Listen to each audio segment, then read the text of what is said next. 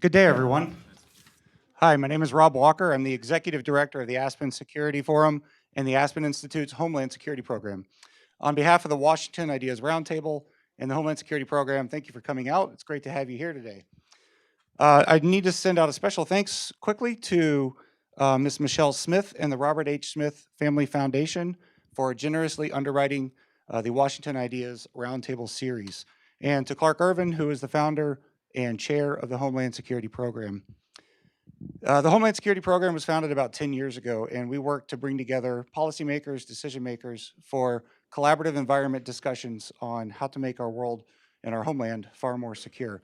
It's events like this and others that give us that opportunity, and it also gives us the opportunity to bring the government security message directly to you. So you get to hear from the policymakers and decision makers how they're dealing with the security situations both at home and around the globe.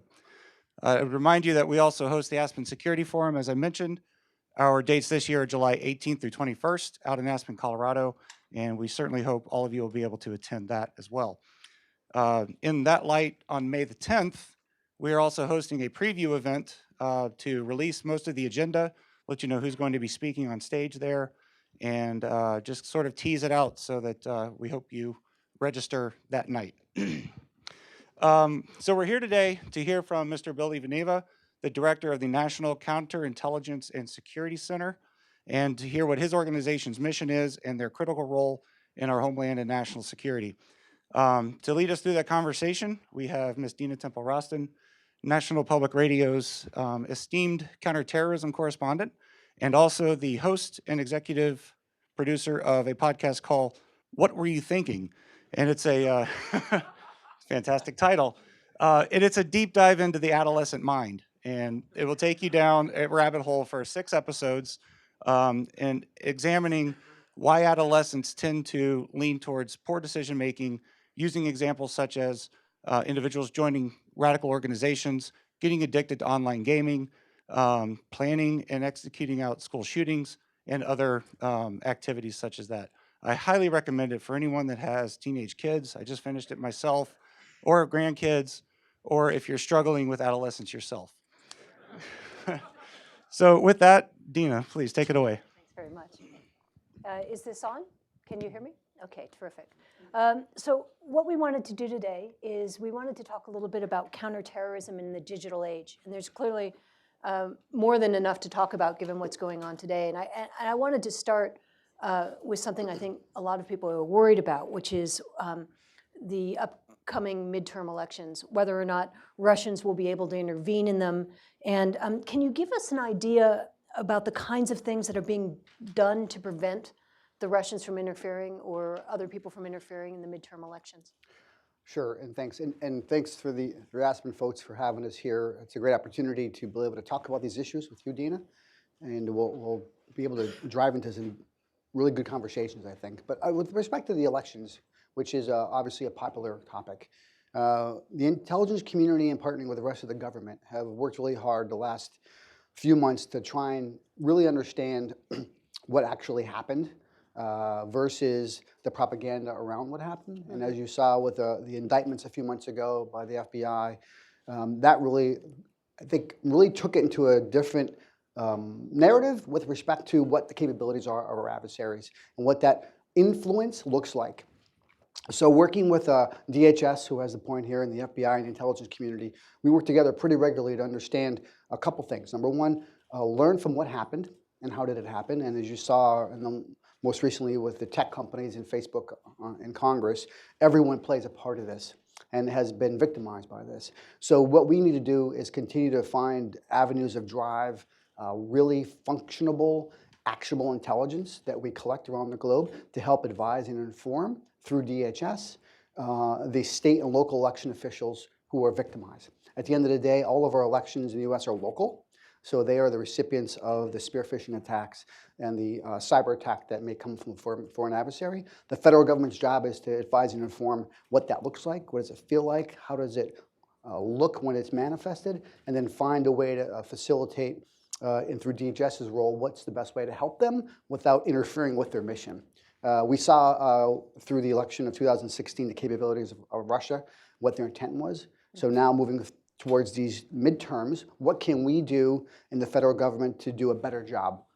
Predictive analysis, what it might look like, what the influence may be or may not be without understanding the intent for adversaries, and will there be other countries that are going to follow suit as Russia did? So that's kind of the challenge we have right now. The government is working very closely with each other to identify, understand the matrix threat that it is, and then what's the realm of the possible, right? So I don't think anybody really realized the capabilities that we saw through the indictment of the FBI that the Russians that would go to with influence. That's the challenge we have now. What does it look like in 2018, but 2020? So there are essentially two themes when it comes to looking at the elections. That was the intent to sow discord, or was the intent to actually affect the elections? Which there are two camps. Yeah. Which camp are you in? I'm in neither camp. I'm not a camper. So I am a purveyor of facts, right? So what we try and do is provide the relevant facts in the community for policymakers to make decisions going forward. I think my assessment looking at all the intelligence is that the Russian Federation had a plan, a motive. I think they exceeded their expectations of success. And if you look at the history, longevity of the Russian mindset with propaganda and influence, they extremely succeeded. And I would argue that the intent to sow discord is a factor of that, but to what extent, right? So the question has to be, okay, if they're going to sow discord in Detroit or Chicago or Miami, what's the end game, right? And I think that's the point. We have to really do a good job of explaining the why, the so what. So yes, sow discord, but actually drive a wedge through three things, and this is going to take it up a few levels. Number one, if you look at what's the biggest threat to the Russian Federation, number one is our democracy, and number two is our capitalism and our way of life. So if they can find a way to facilitate discord in those three things, that's going to be their objective. And the best way to do that is via our electoral process. So you work a lot with the private sector, and you mentioned Facebook. What do you understand about the Russians buying ads on Facebook to affect public opinion? What do you understand now that maybe you didn't understand 6 months ago? I think the government is trying to look at this from two ways. A strategic way from the intelligence services of the Russian Federation, as well as the real life what happened. And I think when you look back to the assessment and the testimony that you've seen online and the capabilities of Russia, you look at what was their intent versus did it really work. The second part of it, like any metric, is hard to prove. Did it really work? But their intent was clearly there. But the mindset to say we're going to utilize a purely American part of our fabric, Facebook, to facilitate this discord is not only creative, but it's a mindset that we don't, in the U.S., clearly take stock in the capabilities and the intent for utilizing our society against us. And I think that's one of our messages is in the private sector, because if you look at what we do in the private sector, we build things to sell things. Well, part of that is because we have a global economy. That doesn't always mesh well with the security and national security of our nation. So the biggest challenge is trying to get in that space, make people aware. At the same time, don't scare them and don't be the boogeyman in terms of what the national security risk is. And you'll see that in the technology firms, in the big tech world, whether it be nanotechnology, semiconductors, microprocessors, are all important things for the growth of the world and the growth of our economy. At the same time, they have dual-use technologies for adversaries. Right. So how do we then sell that to a CEO who's trying to maybe sell their company to a firm that's one of our adversaries? Which sort of gets to this idea of supply chain, which everybody is talking about now. How are you focusing on supply chain and affecting that so bad elements can't get into what it is that we're doing, whether it's in the intelligence community or even, as in the news today, in telephones that might be here in the United States? Supply chain is a really challenging concept because if you break it into two areas, what is supply chain? Right. I was just going to say, why don't you explain what you think supply chain is? We spend a lot of time explaining the chain of a supply chain, and then there's a lot of folks in the private sector who live in this business space. So if you are Walmart, or you are Microsoft, or you are company ABC in Kansas, You don't make everything you sell, right? And there's a chain that you procure issues from. The same thing when it goes to big Department of Defense with weapon systems and platforms. They're made by multiple organizations. And any given procurement, you have a general contractor. And you say, okay, general contractor, I want you to build my house. And you have a contract between him and yourself, her and yourself, that company. And you say, build my house. Okay, when they go, but they hire a subcontractor for electrical, plumbing, mechanical. That is supply chain. Right. And that goes for building big buildings or building industry or building weapon systems and delivery systems. So how do we ensure that when you build your house and you walk in that house and you take the keys, that your electrical system and your mechanical system and your plumbing is not tied to a foreign government? And that's the kind of the metaphor we use to say understanding the national security threat of supply chain, whether it be in the 5G area or whether it be telecommunications, the financial sector. When we have an IT system that needs to be redone in a company and you hire a major US company to reroute your IT, well, who are they subbing that out to? The routers, the switches.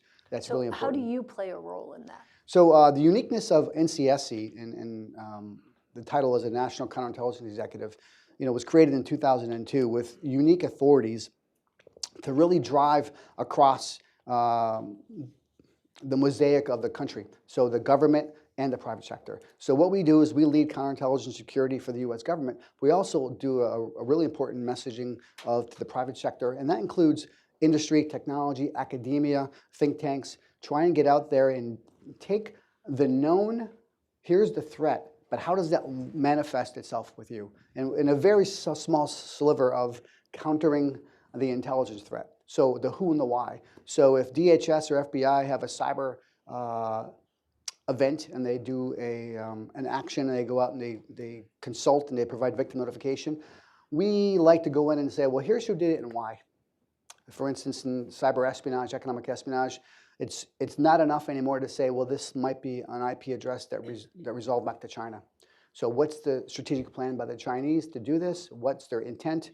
What is that technology they want? Why do they want it? To help and advise and inform not only the company that was victimized, but the sector they live in, whether it be technology or And do you invite them in? How we do you we do. So a couple examples. Just recently, we had the energy sector come in twice with partnering with the Department of Energy and the FERC, the Federal Energy Regulators, and we brought in a whole host of companies, both on the security side and the executive side, to give them a one-day read-in of what the threat picture looks like for them, to be able to take that back to their companies, advise and inform not only their board members, but their security apparatus. Hey, here's what the government is seeing from an intelligence perspective. Here's how it's manifested in our energy sector, whether it be oil, gas, pipeline issues, or electrical. So provide that avenue. And that helps DHS work at the sector-specific area or in the telecommunications or finance side, Department of Treasury, do their job in manifesting protection. We provide that little sliver of here's the intel threat stream. We're going to give you a one-day clearance. Go back now and take the appropriate action and work with your regulators. And I think that's been a really... So this is CISOs you call in or CEOs? It depends on what the threat is. And sometimes, there's really no belly button in the private sector. There's now this new term, Chief Risk Officer, Okay. right? Which is gaining some popularity. The CISO or the CSO, the Chief Security Officer, we work a lot with the board of directors and a lot of C-suite folks because at the end of the day, what we're trying to do is change behavior. And are you masking what who the actual company who might have been on the receiving end is? Are companies a little reticent to have their particular problem made public? Both. And this is not, the second part of that is not a new situation. If you are a company that's been victimized via cyber breach or attack or spearfish attempt, there's always going to be a really robust conversation in that company. Do we report it? Do we call the FBI and say, hey, we've been victimized, we've had a breach, we have an exfiltration? We hope that they call often and early to the... Do they? They've gotten much better at it. I've been in this job almost 4 years. 4 years ago, I would say they don't. And I think we've made a lot of progress for multiple reasons in reporting of that kind of theft. And I think sometimes crisis helps that along. And I think when you have a lot of major breaches in the federal government, in the financial sector, and travel industry, I think people realize it's not just about them when they're breached, that this is a systemic problem in our society. And are you the first people that they go to, or do they usually go to DHS? No. So there's a presidential policy directive, 41, that came out last year. The FBI is the first line for reporting these type of breaches to, and the FBI handles, in partnership with DHS, the response to those companies. We typically work behind the scenes or after the fact to explain the who and the why, but we're not part of the response effort for cyber breaches.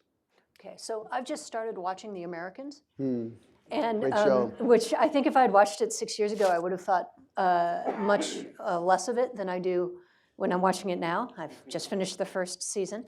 And so you've said in the past that there are about 100 Russian intel officers in the US, and it appears about 60 of them have been asked to leave. So does that mean about 3 dozen remain? And historically, have those numbers been pretty steady? Well, there's a lot of questions there. Sorry. So let's start with the Americans. So which is What episode are you on? Yes. I'm up to date. So multiple times. I have to be transparent here. So I was part of the FBI team working this investigation up through 2010 with the arrest of the Russian illegals that were here. So I have a lot of history and experience in this realm. This is the Chapman case? Yes, Yeah. yes. Everyone thinks of Anna Chapman, right? Yeah, but there sorry. was a lot more to it than that. So I think when you look at that perspective, that goes, I think, in the same bucket of what we saw in the election threat. The capabilities, intent, and the ability to think of the impossible with possibility of our adversaries, that they were willing to seed all these families legitimately through illegitimate ways here in the U.S. to spot, assess, recruit U.S. individuals, and identify our policy mindset, and some of it through very nefarious and sickening ways in terms of using dead children's biographical data, right? So when you look at that capability. Sorry, what do you mean by that? So one of the couple, not to get specifics, bore out the people in the audience here, Yeah. but one of the couple that were here as Russian illegals utilized the biographical information of a child who had died in Canada. So before we arrested that individual, the FBI went and told the parents of that child that when we arrest one of these individuals, they're going to have the name of your child who passed away years ago. So that is a nefarious activity of our foreign adversaries, and sometimes we have to keep that in mind, that they will go to those extents to do that. So that program in the Russian SVR program is called the Illegals Program. We believe we eviscerated that back in 2010, and the Russians, through policy with the U.S., have committed to not doing that anymore. We hope they're held to that standard, but that is not the same as the legitimate diplomatic staff that's here in the U.S. That are here on diplomatic visas, of which a good number of them are really intelligence officers. Right. And that's nothing new in the world. Right now, as you know, we sent 60 back and a total of 90 over the last couple of years. But yes, I think there's still a handful left. I know there are. And I think the White House is holding them out as potential sanctions in the future if activity continues. Do you still follow Russian personnel around, like physically, or is it that time now better spent online? So that's a question for the FBI, but the FBI does follow those individuals who are deemed to be intelligence officers quite frequently. Resources are always a problem, obviously, because you have your homegrown violent extremists you have to follow as well. Right. But the ones who do the most damage, depending on what they do, as well as following around, we call them TDY travelers, individuals who come from foreign countries who are coming here to do just as much damage. The FBI is responsible for following them around as well. NCSC and the OD9 do not conduct any of those operational missions. But you get reports about them? Yes. Okay. So let's switch gears a little bit. Let's talk a little bit about Snowden, who's someone we haven't heard about for a while. I assume you're continually doing assessments on what he actually did get away with and the damage that happens. Can you sort of update us on that? Sure, which is exciting. So my first 2 years in this job, most of it was regarding Edward Snowden. So after the events of 2013. So it's funny, we are just about ready to deliver to the Director of National Intelligence in the White House the 7th Snowden damage assessment. And those damage assessments are highly classified and they go to just a handful of folks in the U.S. I will say that the amount of Snowden-related intelligence has not slowed down. in the media. What do you mean by Snowden-related intelligence? Documents that he stole. Okay. So we have a nice graphical depiction of early on, 2014, 15, the U.S. media had really done their due diligence and provided a lot of these documents and stories. Right now, this past year, we had more international Snowden-related documents and breaches than ever, but probably 98% of them were in Der Spiegel in Germany or in the Guardian. Very few of these issues have been picked up by U.S. media, but our assessment is they're more damaging now. Some of the issues are with respect to our capabilities from collection, and they go out and there's a consortium of people under the network that is under Snowden. They do a good job of researching and identifying formers who could advise and inform what this collection means, and then do a thesis paper on it, 40, 50 pages, and get it published in Der Spiegel. And it gets read in Europe. But then they put it on the internet for sale, and then it gets bought up and purchased by foreign adversaries. So it's been very problematic for our collection agencies because some of it is with respect to some of the tools that we have and the techniques and the development that we do for collection of our own intelligence. And the more our adversaries are informed by that, the more difficult it is to collect. So I would say that there's been no drop-off in Snowden-related damage, but there's been less interest. So for our world, it's not been any easier, but I think we just have not had to deal with the onslaught of U.S. media. So let's talk a little bit about cyber, and in particular, how counterintelligence fits into the government cyber strategy. And for example, how do you work with Cyber Command and the National Security Agency? So great question, and I think I'm going to build a little bit more on your premise. At the end of the day, cyber attacks, cyber issues in the U.S. emanate from only 4 types of things. Number 1, a nation-state threat actor or an intelligence service, a terrorist or terrorist organization, a criminal element, or a hacker activist. That's it. So we work in the nation-state threat actor world. So if it's a cyber threat event promulgated by the Russians, the Chinese, the Iranians, whoever, it's done by their intelligence services. So that falls into our space. So the way we look at this, everything that's cyber related to a nation state falls in our lap as the intent of the strategic mindset of the foreign actor. Now, under the ODNI, there is another center called CTEC, the Cyber Threat Integration. We work closely with them to help drive and inform analysis and reporting to our policymakers, and they centralize that data from all the cyber centers. So we work in conjunction with them to drive not only collection requirements, but what does it mean? And then how do we take the threat information, and what we like to do in terms of our space is not necessarily with the intelligence community, but how does this matter to Department of Education, Health and Human Services, the non-Title 50 organizations, the executive branch, and then if there's collection on a particular breach that's in the private sector, what does that mean? And if we could help advise and inform board of directors or a behavioral change like spear phishing, that's kind of the goal. And I'll just give you some numbers. So on the cyber side, we looked at all the breaches in the last 7 years, and whether it be from Target all the way to OPM, to the financial services sector, telecommunications sector, your travel records, 90+% of them have all been facilitated by a successful spear phish. Not by successful counterintelligence activity So or that's somebody clicking on on a link. And I've said this before, unfortunately, as Americans, we have an incredible inability to not click a link. We just cannot do it, right? So we're the best in the world at clicking on links, and our adversaries know that, right? So everything we could track back almost every significant breach to someone clicking on a link that they haven't. So we work every single day. I thought Target actually went in some software glitch. Wasn't it something to do with Through their the HVAC, right? But it's still clicking on a hyperlink to get there on an email, right? So you can go back, and I'm not going to get into the politics of things in the last couple of years, but you name it, you're going to find someone. And the government and private sector do a lot of hard work on testing your employees. And at the end of the day, we consistently fail these tests, right? So to me, you see a lot of work in the Great Britain now, and I think our private sector folks are following in suit. How do we protect our employees from themselves? How do we get to a place where we can, from an IT system, prevent this from happening and not having to rely on our inability to say, that link looks suspicious?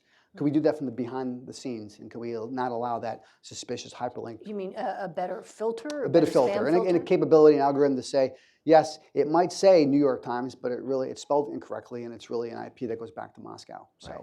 Or is there an easier way to handle that in the same way that we've got a sort of in New York, or see something, say something? Every organization that I know, whether private sector or government, has that program.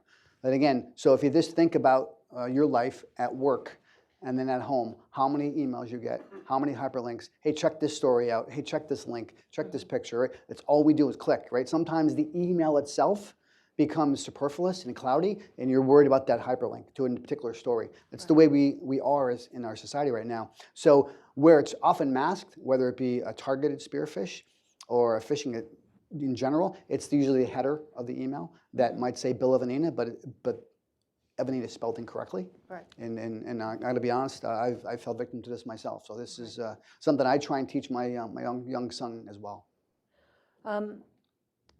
So let me get back to this idea of supply chain and what we saw in the paper this morning about Huawei and ZTE, the Chinese telecom companies. How does that fit in with what you're doing? Is that part of a broader strategy to try to get your arms around the supply chain problem? Sure, it is. And Huawei and ZTE are not new companies in this mix. I'll vector you back to 2014 when then Chairman Rogers came out with a report about Huawei's systematic and strategic approach to take over our IT in the U.S. And then ZTE, I'll remind you, if I'm not going to remind you, probably don't even know, but ZTE was caught and was criminally charged for doing nefarious activity here in the U.S. and was paid a $1.4 billion fine. What was that nefarious? So because what they were doing is they were not only, again, I'm going to try and stay unclassified here, but at the same time, provide the right information. So what they were doing is they were procuring illegally here in the U.S. trade restricted data, and some of it they were selling to Iran and North Korea, which was against all, and that's a Chinese telecom company, and they got caught and they paid the fine, but they are. And promise never to do it again. Well, exactly, right? And so to me, the paradigm is also this, and I think it's important to know. As Americans, we have grown up, and our country is based upon the premise that the government, the private sector, and the criminal element will be three separate buckets. And that's how we grew up, and that's what we believe, and that's what we know, and that's our baseline for our bias. That's not the case in our adversaries, right? So in China, Russia, and Iran, the private sector, the government, and the criminal element are all the same, right? They don't have that bifurcation. So when we hear a whole of government approach, it clearly is a whole of government approach. So if you are a private industry in the U.S. and you want to do business with the Chinese, which we should want to do in the global economy, you have to hand over your source code to them. Right. There's no reciprocity for that here in the U.S., right? So you're already at a disadvantage for doing that, and there's scores and scores of cases of economic espionage where they've done that, and then they have crushed that company. So I think that's kind of the unfair advantage we work with. And that also, back to your question on supply chain, as we call it encirclement, we are nowhere near where we were 15 years ago with the US-based companies who could provide the infrastructure and capabilities that the Chinese can now do. So that's problematic. It's good for business. And then when you go to a board of directors or a CEO and you say, hey, I know you have two bids. You have Cisco or Oracle, and then you have the Chinese company, which is 40% cheaper.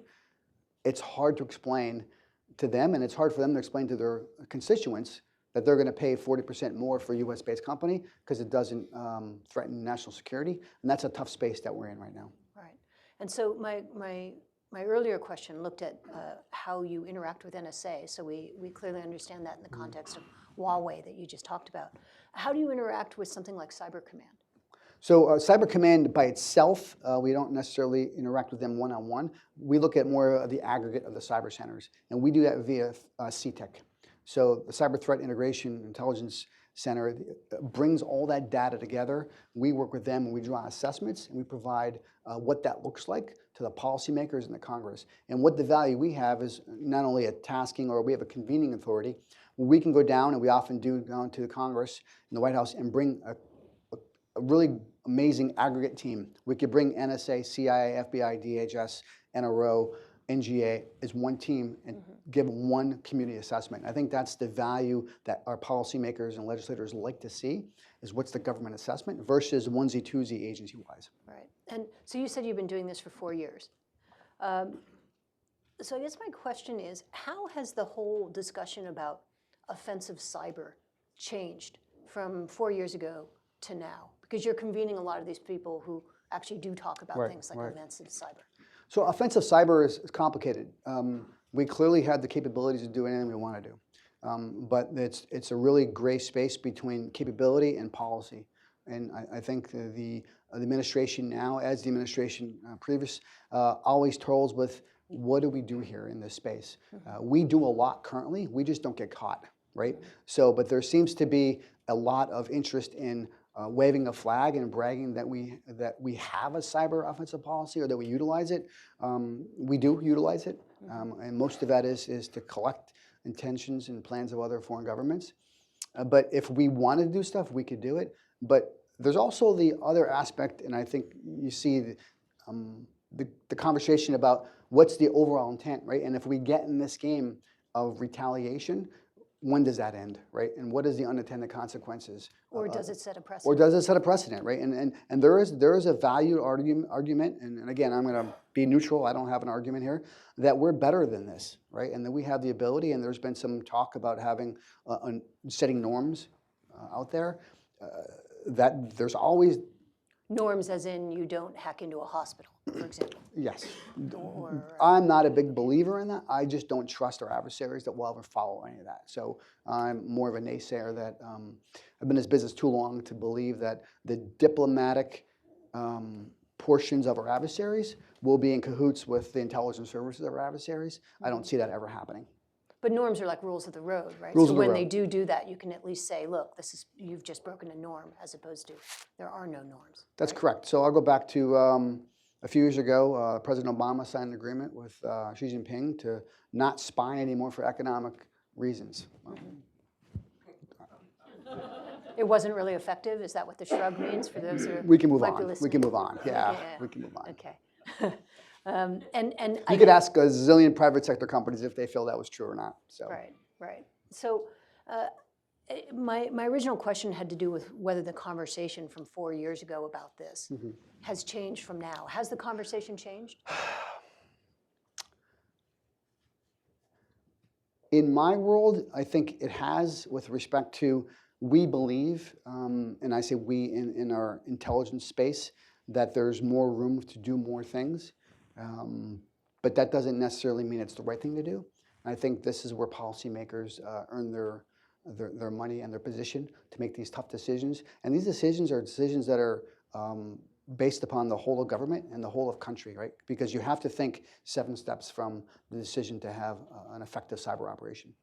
So the conversation has changed. It has changed, and I think it's changed more in the domain of other people involved in the conversation that might not have been involved 3 years ago.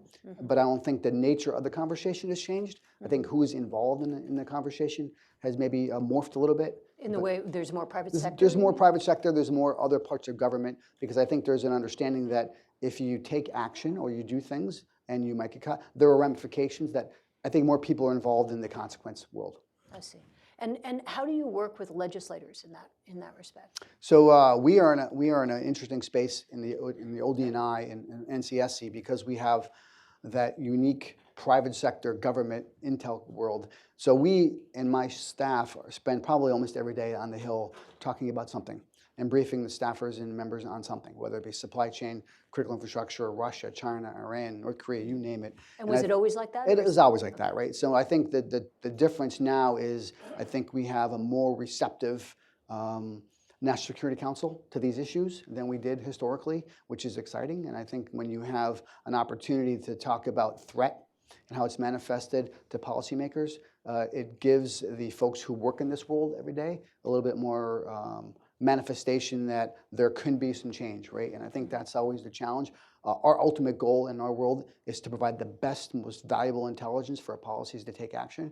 And I think we're in a pretty good space with that right now. What do you mean by the NSC being more receptive? I just think that in my world, counterintelligence specifically, we have been more engaged in this last year plus than we have been in the previous administration in counterintelligence. Really? And is that because of things that were done to this country, or is that because of difference in attitude? It could be those two plus more, right? So I think, I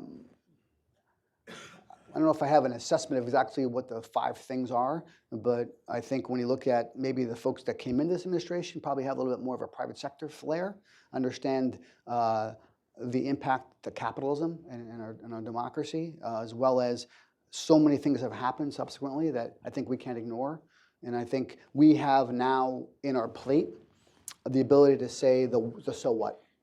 And I think maybe years ago, the intelligence community was hard pressed to show the so what and why this matters. I think we clearly have done that on the financial issues, what the economic impact is to the United States when the Chinese spend $80 billion a year in direct foreign investment in the U.S. What's the impact of that?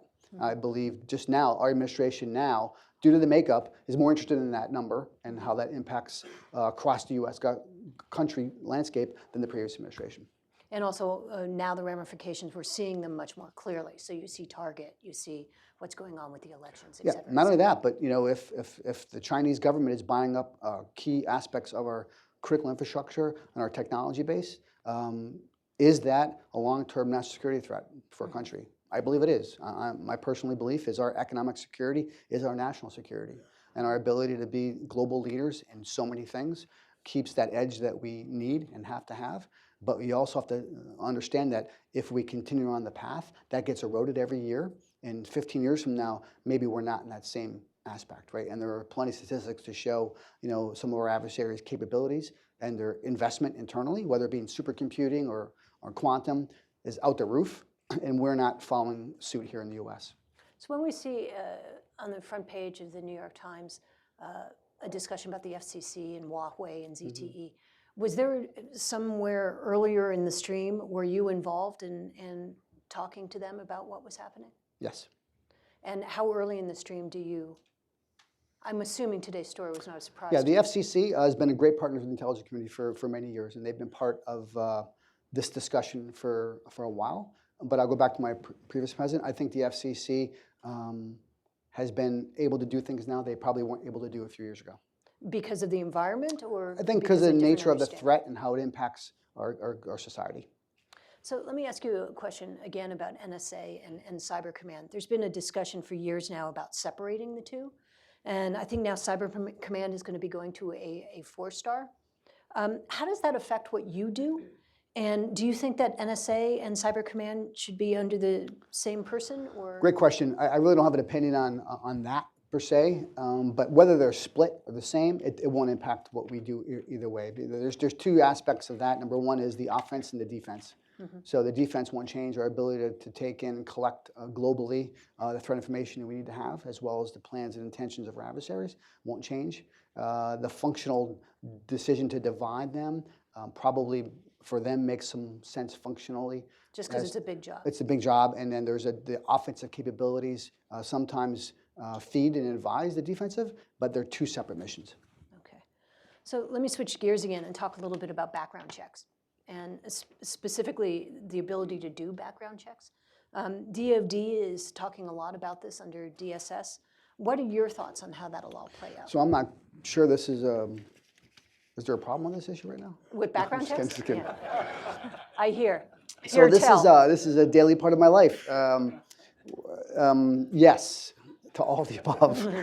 I don't even know where to begin on this. So our inability to bring on amazing talent in the government in an efficient, effective, speedy manner is really defeating us right now in our capabilities.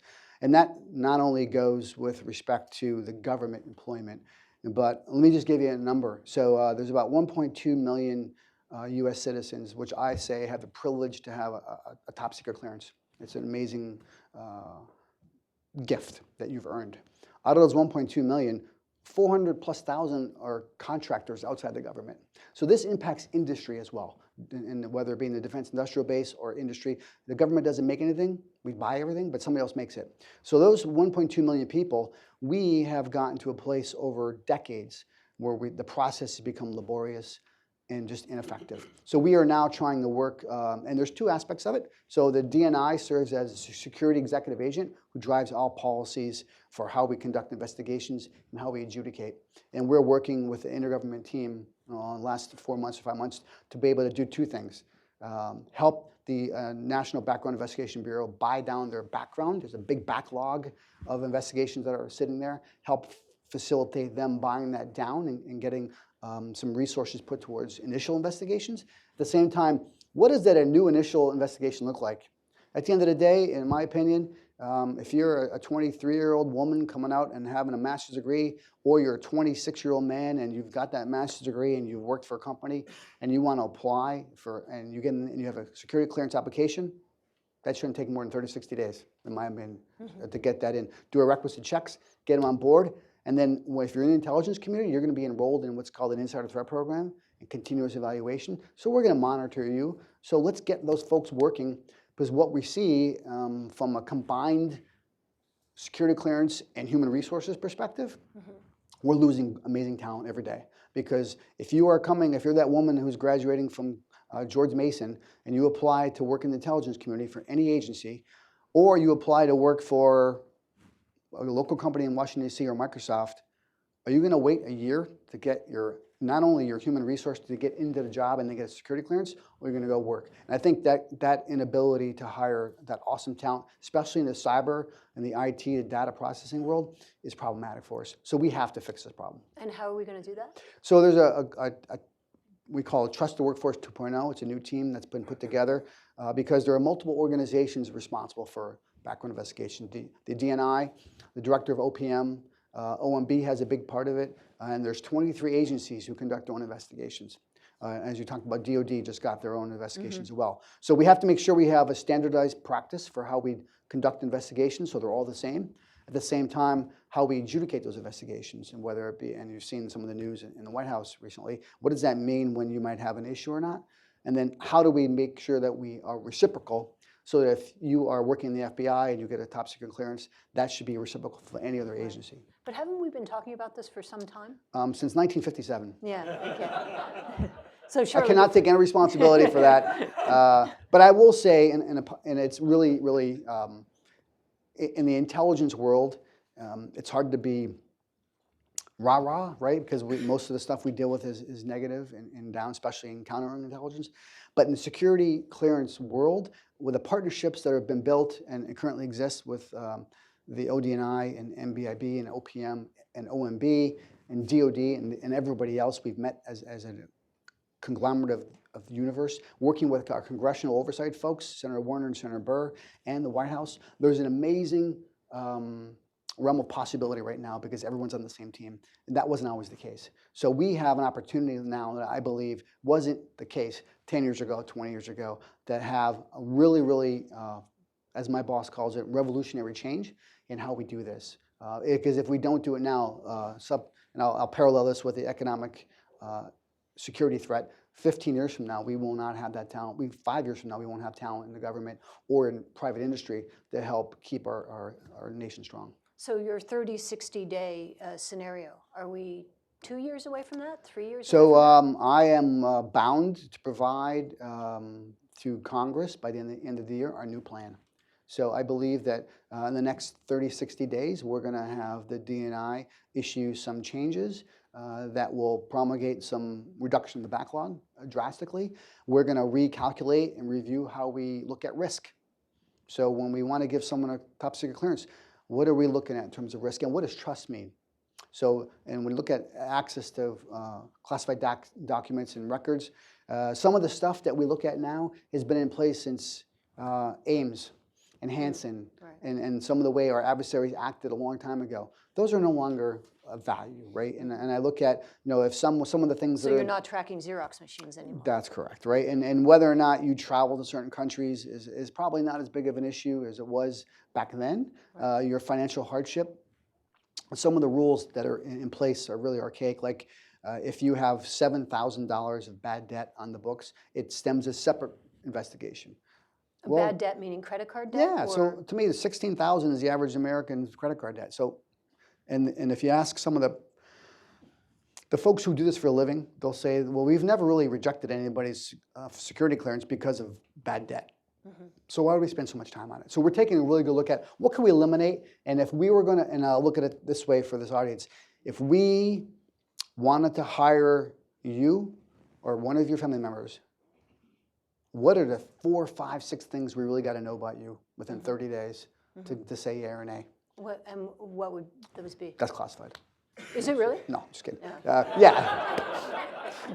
Yeah, it's classified. Wow, so easy. Yeah, exactly. No, I think we have to say, and depending on where that clearance is and who's given it to you, there's some key fundamental aspects of your trust and your history.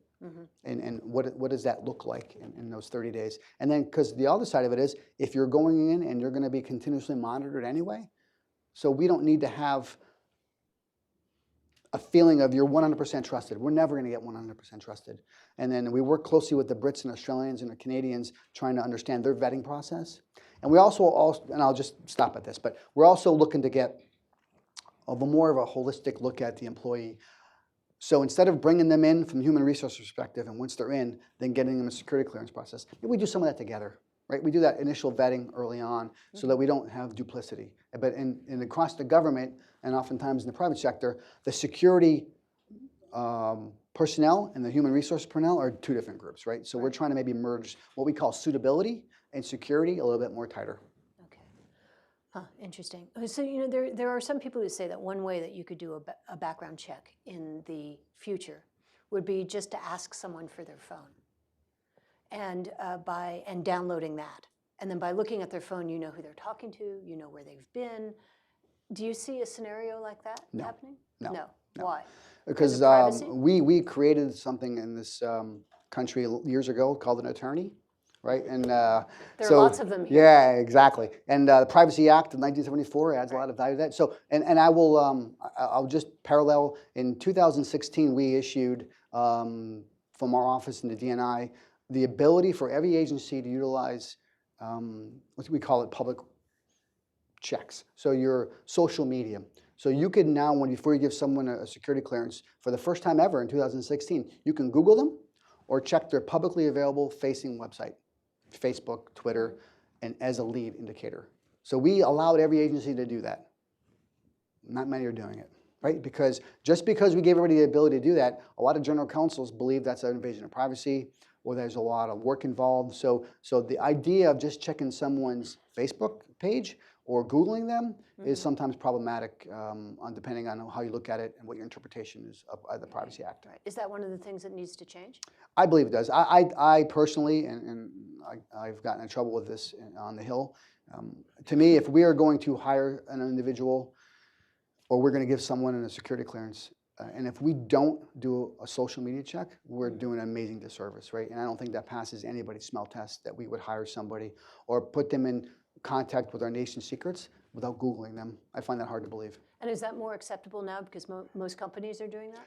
I don't know if most companies will do that, and I work with private sector a lot on this. Depending on who you ask, depends on whether they do it. There's a lot of folks who, from an human resource perspective, won't do that, and some will. And I think it comes down to your general counsel whether or not you believe you should. Or there's no particular law about that, but to me, it's normal due diligence. We're asking employees to provide their most intimate data on these forms, whether it be financial or life, but yet we can't Google them or check their Facebook. And when I say publicly available, it's what you get on the internet, right? You can't ask for passwords, but to me, if we're going to give someone a security clearance that's going to be working on the Iranian threat, it would be good to know what their Facebook page cover is. Maybe has a swastika on it or has a flag of the Palestinians. That would probably be good information to know. So let me just switch gears one more time, and that has to do with private surveillance and sensors. Given that we have so much of that everywhere, there's planet.com, which takes a whole picture of the Earth every 24 hours. You used to be on the operational side, and I know you were involved with the No More Secrets report that the ABA did a couple of years ago. Can you comment on how the profession has changed because of this increased transparency? I mean, you being the intelligence community or the government, no longer has all the government themselves, all the information themselves. private companies now can provide information that only you used to. How's that changed the environment? It has changed dramatically. And I think some of the conversations we have, when we look at the capabilities that we have in society, and if you just Google spying on your spouse or anything like that, astronomical. There's things out there in the Ethernet that we would dream about 10 years ago in the intelligence community, the capabilities that we have. So not only do we have to worry about what we do and collect legally under the laws and authorities we are granted as a U.S. government, but what happens in society? And because as consumers, we want things fast and furious, and we don't want checks. And I'll use Amazon's Alexa as an example. We all want Amazon's Alexa. We all want it. It's in everybody's house, but we don't want any security on it, right? But it makes us very vulnerable, right? So when it comes to collection and the sensors, you call them, the ability to collect on each other as Americans is fascinating right now, whether it be through a baby monitor or more sophisticated. And if you just want to spend $100, you could do things that the CIA and NSA would dream about 20 years ago. So it's pretty scary. Now, my argument is, going back to the Snowden date, and again, depending on, this is my personal view, we need to do a better job in the government to be more transparent about what we do and how we do it. And I think that at the end of the day will keep us out of hot water, and will make our oversight committees in Congress, as well as the public, understand what we do and why we do it and who we do it against. Right? And we don't do it against U.S. citizens unless we have a viable reason, a predicated investigation, that most of our collection is against bad people. And I think we over time, we have not done a good job in the government of being transparent about that. But there's also the problem that the private sector now can provide the information that you used to be able to provide, which means that if you're looking for answers, you could go anywhere. Let's say, for example, do we know whether or not Planet.com is overshooting right now the chemical plant that was droned several days ago or last weekend? And can it keep an eye on what's going on there, whether or not people are actually changing the environment there before the inspectors get in, that sort of thing? That's a very good point, and I think that tool, the government has to do a better job of being able to utilize that tool, and have a contract where we could use that company, or we could use Google for that matter, right? And I use the metaphor of everybody loves their Google Maps, but if everyone found out how they make those maps, people would be very upset with that, and how you're being tracked on your cell phone every moment, every minute. But as consumers, we love that. But not everyone wants necessarily our government to have that same capability. Right. So there's a big divide with that. But the government, and I will call open source collection, the government has gotten much better with utilizing private sector, and whether it be satellite information or small collection devices, we call it off-the-shelf technology. We've done a much better job, but we have a long way to go with that. Not only with being able to do that, but able to satisfy our privacy and civil liberty folks that we're doing it right. But there's sort of a veracity issue here too, right? That people might be a little bit suspicious if the U.S. government says, hey, we can see that people are actually moving the dirt around in this chemical plant in Syria, whereas Planet.com has no dog in this fight, for example, or a company like it could say, we see people moving dirt around there, and there would be more trust, I guess, in what they say than necessarily what the U.S. government would say. Well, I would hope that wouldn't be true as a third-year government employee. Right. It'd be much harder for the Russians to say the Brits and the Americans have made all this up if Planet.com is saying this is the picture we took. That's a great question. And I also think that it's important to know that not all the information intelligence the government gets is from the government. Right? We do work closely with a lot of private sector folks to obtain this information intelligence around the globe.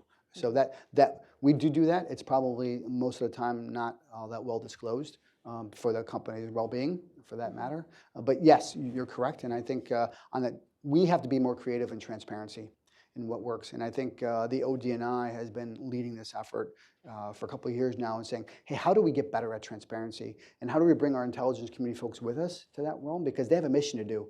They have a mission to protect America and drive intelligence. But how do we as an organization and as a government writ large ensure to the public that trust and that ability that we are doing things for the right reason, and that, to your point, what is the veracity of that, and could people believe that to be true? So when the government has an assessment that dirt has been moved, it should not matter where the intelligence came from, whether it be private or public, but that should be a true fact. And I think we have to get there if we're not there, and that some of the venues to get through that will be through transparency. Okay.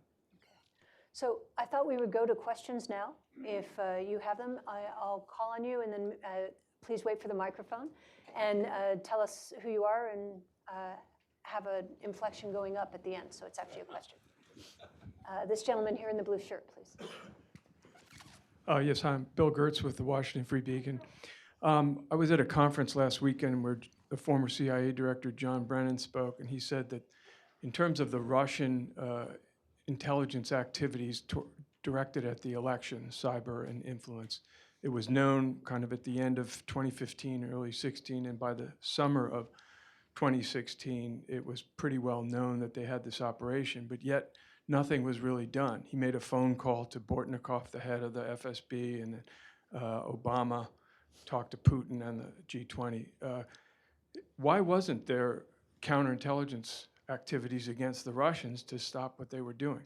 And second, on the Chinese, the Congress and the FBI director have talked about the Confucius Institute. Could you comment on what kind of a counterintelligence threat that poses? Sure. Thank you, sir. Two different issues on the first question, which I'll address first. We have to separate counterintelligence activity from policy. Two separate things, right? So the counterintelligence world has worked against the Russian intelligence services here in the U.S. And has probably been more vibrant in the last 3 years than ever because of the activity of the Russians. That is separate from a policy decision to do something in retaliation, and that's the world that I don't live in. We can tell our policymakers what we see in a counterintelligence perspective, where we surveil people to, what the collection is, and what their intent is. But the policy decision is made by a different group of people. We advise and inform. So I understand your question, but I could tell you that from the FBI's perspective, they have been overburdened with their work against the Russians the last 4 years, not just with the elections, but with a bunch of other stuff. That's number one. The second question you had, repeat, what was the second question?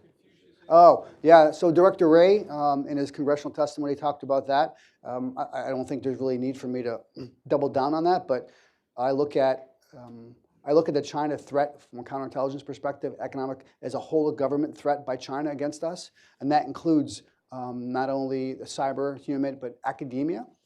We allow 350 or so thousand Chinese students here every year. That's a lot. We have a very liberal visa policy for them. 99.9% of those students are here legitimately and doing great research and helping the global economy. But it is a tool that's used by the Chinese government to facilitate nefarious activity here in the U.S.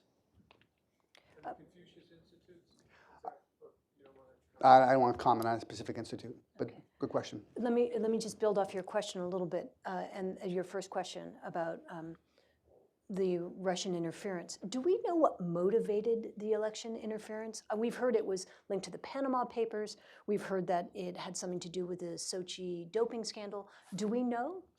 I'll just point you to a couple of assessments that have been put out there that publicly, and with respect to our assessment on their intention, and not have to comment personally on that. So you don't know what set this off, because this is clearly new. I think there's been multiple assessments by the government and by the intelligence community what they believe to be the assessment of Vladimir Putin and what his intent was. But my personal opinion probably, and what my opinion would be from an assessment perspective, would be on the classified side. Okay. Here we go. In the yellow tie. Andrew Boreen, I'm an attorney and cybersecurity nerd. My question, sir, is with regard to, you mentioned Snowden and also Chelsea Manning comes to mind as well, insider threats that led to catastrophic loss for the government. The private sector also faces an insider threat challenge. And for instance, CISSP, Certified Information Systems Security Professionals, would tell you most damage actually comes from malicious insiders or people with access to a system, not just the spear phishing. So is there work NCSC or the government is doing either on the public sector side or crossing that public-private gap for insider threat best practices to reduce that malicious insider risk? It's a great question, and thanks, Dean. So inside NCS, we house what's called the National Insider Threat Task Force. It's a task force that's been created by executive order, and we are chartered with driving policy for government-wide insider threat programs. 105 different agencies, departments have to have a viable insider threat program.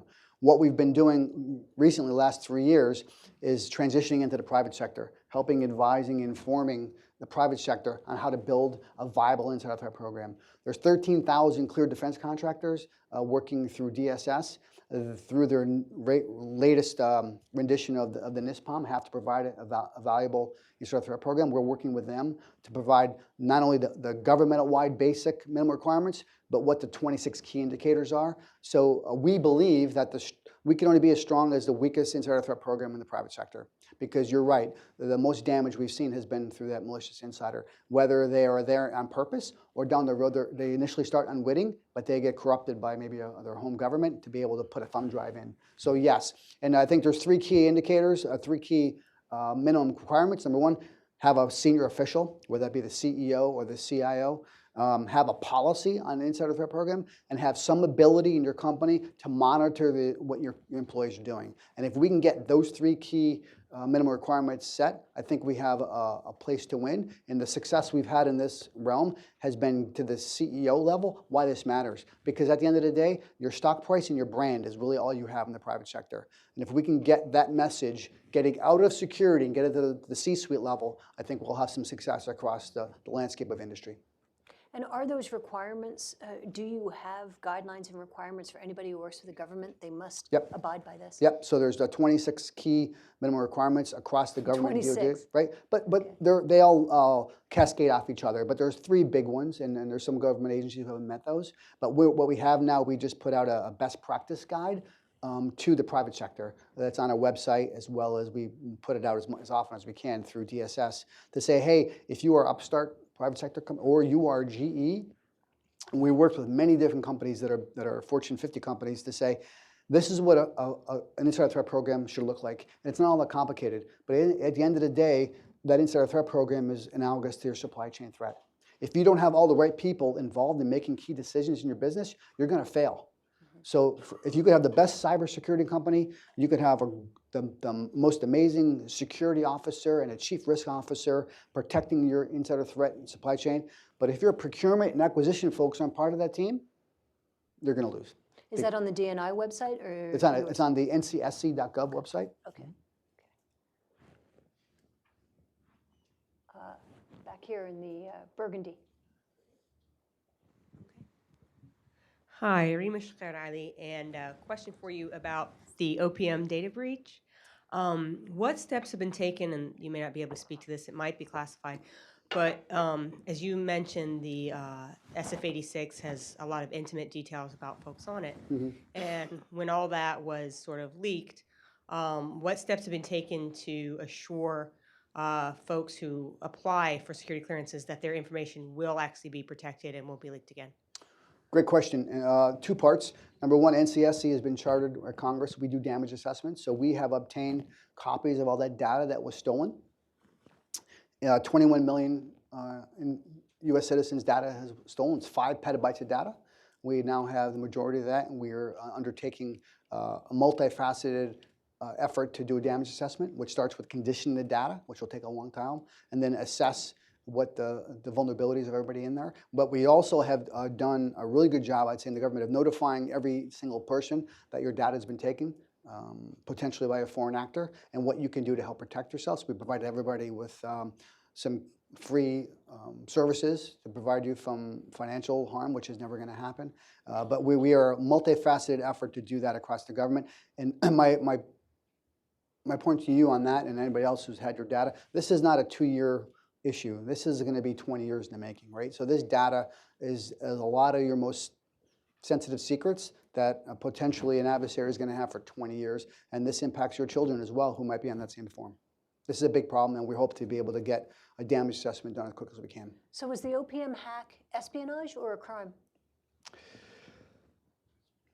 I'm not sure the government has made a decision yet, so... I just thought you might want to. Yeah, that's probably not good for long-term employment. So, Okay. Yes, this gentleman in front.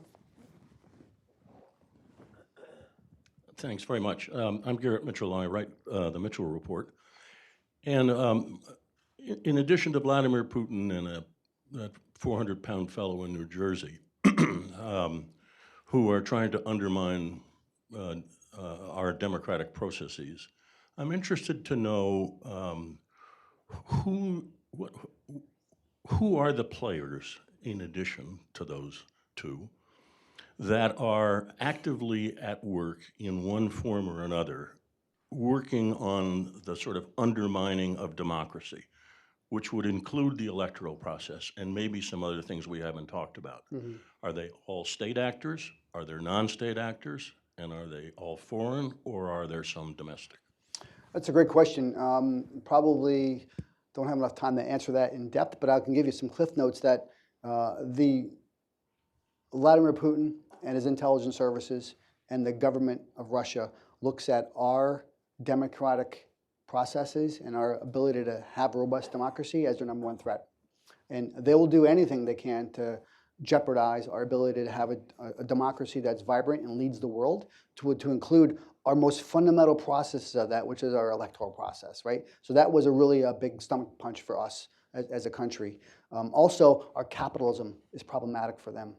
And when you look at democracy plus capitalism and our ability to be free, and our Bill of Rights and our free speech, all problematic for the government of Russia. So I look at this from a very 100,000-foot view. If we can keep that in mind, just two things, our democracy and our capitalism in mind of what they're trying to attack, all things are possible. We cannot, we have to really be careful not to get too myopic in the granularity, because that you can get 1,000 grains of sand there.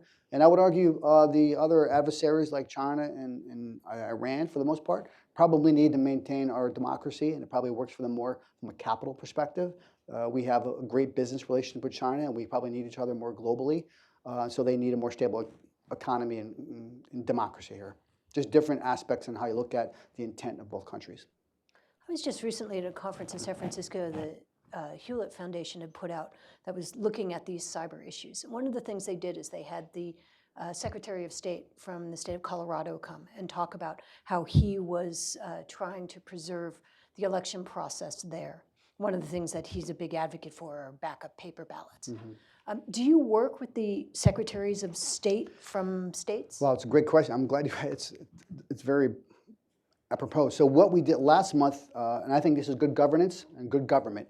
So last month, my shop, NCSC, through the ODNI, we partnered with DHS and FBI in our facilities, and we brought in all 50 secretaries of state.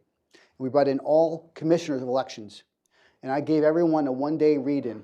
I gave everybody a one-day security clearance to provide them with the classified threat information that we faced 2 years ago, a year ago, and we face now, to better inform them to go back to their states and help make adjudicative decisions and mitigate some of the threats they have, if they can. Some of it's IT related, some of it's not, but it was important for us in the federal government to make sure that the secretaries of state went back with a fulsome understanding of the intent and the capabilities of our adversaries, so they go back, and that may mean getting more money in their state government to increase their IT capabilities or their malware detection, or just be having an awareness campaign. But I think that's one of the roles that we have to do, and I think we were very successful to do that, just like we did with the energy and telecommunications sector. And I think that's one of the great roles that the federal government, I think, has to play in partnering with the states on the election. Have you ever done something like that? No, that was the first time we ever done that, and I think as we get further onto the more and more first time ever, those are good things, but yet bad things.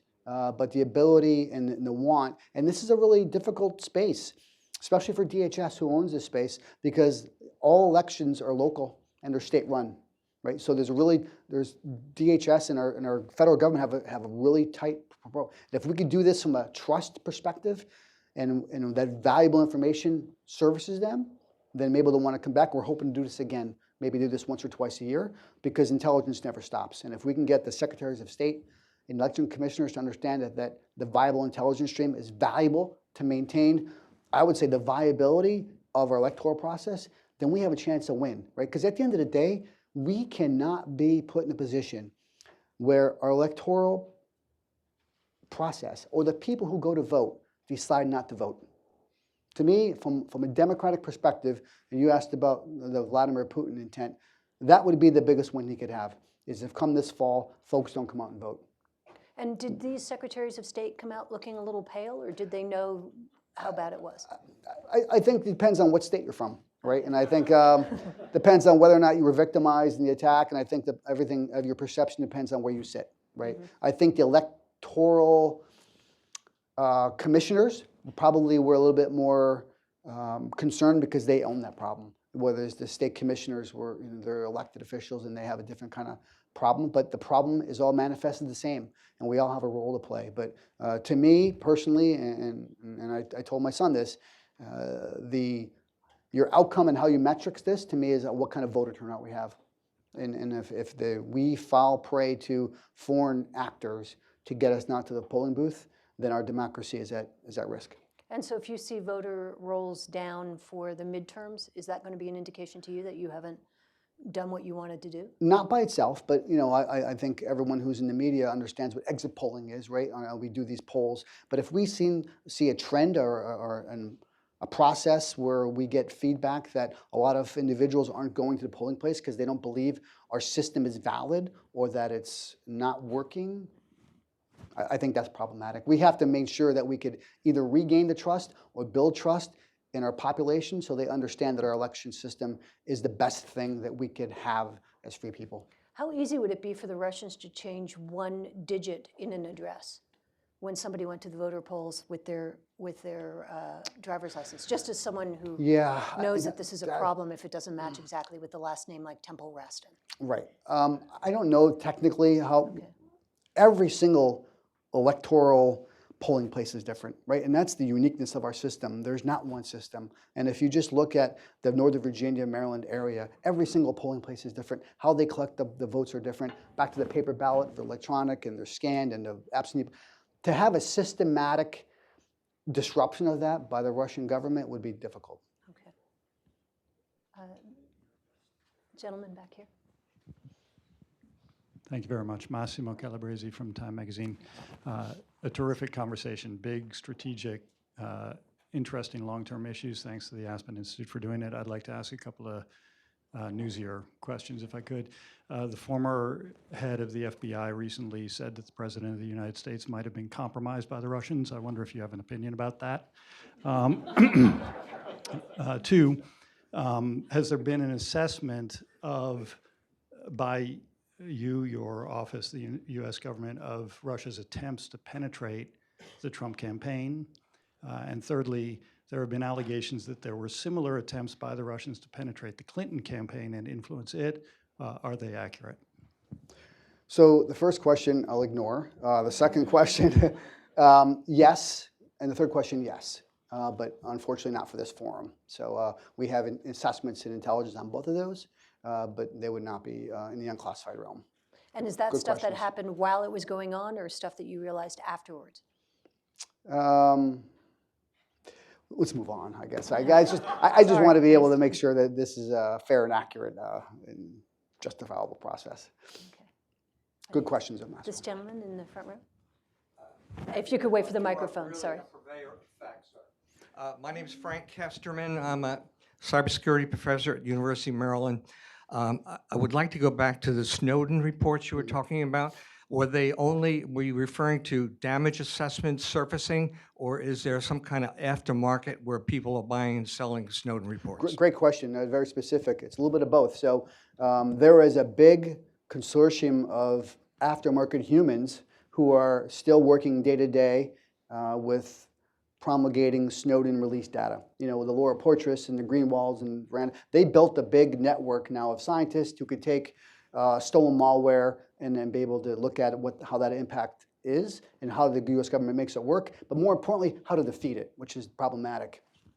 Our damage assessment, we're about ready to issue our 7th one, really is getting really technical about what is being released and has been released, because it's not necessarily a Snowden issue, but it's the journalists who have the data who are the ones who are releasing it, right? So that's they're sequencing their threshold, how they want to do it, and who gets to look at it. And now you have world-class scientists looking at some of these apps and capabilities from our collection capabilities that are being re-engineered by our adversaries. And just to give you, yes. So the two things. So they get an article, they get it published, 40 pages, maybe in Der Spiegel, but that now goes on the web and it gets sold. So then that's also problematic, and we don't have the ability to or the wherewithal to see who buys that. But I will just say, just for numbers, you like your facts, but we've, since 2013 when Snowden left, there's been thousands of articles around the world with really sensitive stuff that's been leaked. We're still about 1% of what he took. So we don't see this issue ending anytime soon. And do you think the journalists understand what they're revealing? This is a tough one for me because I'm really opinionated with this. Hence the question. Yeah, as an American citizen, I don't see the value of releasing this type of information to our foreign adversaries. I just don't understand it. I never will. And I'll leave it at that. And do they not come to you and say, hey, we want to write this story, but is this particular thing particularly sensitive? Or I no? think legitimate journalists do that. Okay. I think legitimate journalists who have a good story, if they do and they're well respected, they do that all the time. They'll come to the originating agency or they'll go to the DNI and they'll say, hey, I'm working on this. What do you think? And is this correct? And that's the process that should work, right? And I think that does work. But this world with the Laura Poitras and Greenwald and Moran and the Snowden archives is a different world, and they have a different intent. Okay. We've got 5 more minutes left. Warren? Warren Strobel with Reuters. Bill, you Morning, mentioned, good to see you. You mentioned a few minutes ago that the FBI was overburdened with the Russian espionage threat in the last 3 or 4 years. This sort of follows on a question Dina had. In the last 2 years, there have been roughly 100 Russian, quote, diplomats kicked out, 35 first by President Obama, 60 recently by President Trump. Has that had a measurable impact on Russian espionage in this country? And if so, do you expect that to be temporary or permanent? Thank you. The answer is yes. The reduction of known intelligence officers here in the U.S. compiled with the closing of their facilities here in Seattle and San Francisco and their dachas, which are amazing intelligence collection apparatuses, has really done a decipherable, measurable impact on their collection capabilities here in the U.S. And there's more to do. We have a lot more to go. But that is one facet of how they collect. There's other aspects of how they collect, you know, the Open Skies Treaty and the flights over. They have tons of visa-issued individuals who come here to collect technically. So there's a big apparatus. Again, I'll go back to my message of a whole-of-government approach they have to collect information against us that we're constantly fighting against. It's a big hill to climb. And our argument in NCSC is that we have to help the FBI. This has to be a whole-of-government, whole-of-society effort to protect what we believe is dear to our heart. And it can no longer be on the rest of just one agency. This gentleman in the back, and I think that it will be one of our last questions. Go ahead, sir. Yes, my name is Keith Hill. I'm with Bloomberg Tax, but I'm here as a private citizen. My question is, in addition to hacking and the possible alteration of data, what about a total overload of a system, such as what happened yesterday with IRS's inability to accept electronic tax filing? Right. Great scenario. And this is, we do a lot of tabletops. We talk about this all the time, not only within the intelligence community, the private sector, but the what if scenario, right? So the dichotomy of what we have is not only a changing of data, and our concern with the OPM data, your question is, can it be manipulated? And then be used against you? Can they manipulate the 7 million fingerprints that they got? Hypothetically, if somebody has them. I didn't say somebody has them. But same thing with data, right? So now with what you see every day and the threats that we face as a government, and what happened with the IRS yesterday, and then tomorrow night, the lights go out in some city, it's so hard for us not to think that's a foreign actor in play.